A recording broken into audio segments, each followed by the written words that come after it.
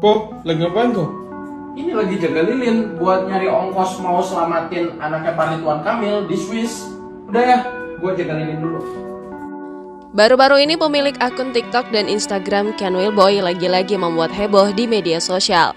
Pasalnya, usai viral berita anak Gubernur Jawa Barat Ridwan Kamil dinyatakan hilang di Sungai Ari, Bern, Swiss, pemilik nama asli Kenneth William ini membuat konten yang menyinggung tragedi hilangnya putra Gubernur Jawa Barat, Emeril Khan Mumtaz.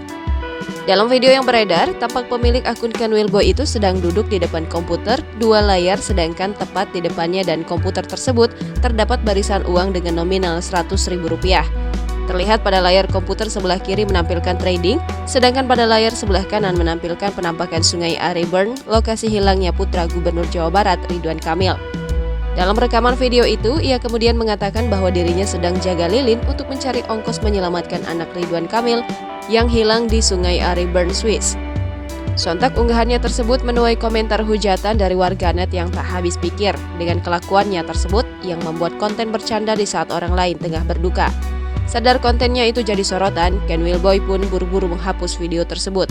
Ia pun lantas mengunggah video klarifikasi minta maaf dan mengatakan bahwa banyak yang salah paham dengan video kontennya tersebut. Ia mengatakan video itu dibuat supaya masyarakat dapat membantu mencari, bukan sebagai bahan bercanda. Dalam video klarifikasi itu, Ken Wilboy juga menjelaskan arti dari istilah jaga lilin yang ia lontarkan dalam video viral tersebut.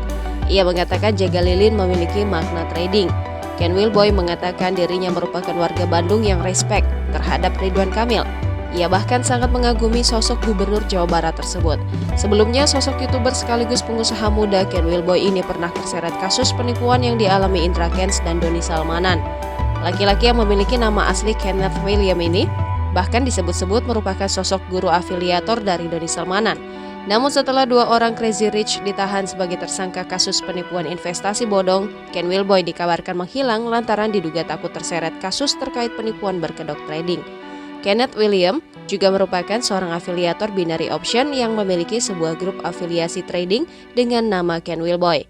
Bukan cuma itu, pemilik nama Kenneth William ini rupanya juga pernah tersandung kasus penistaan agama pada Oktober 2020 silam.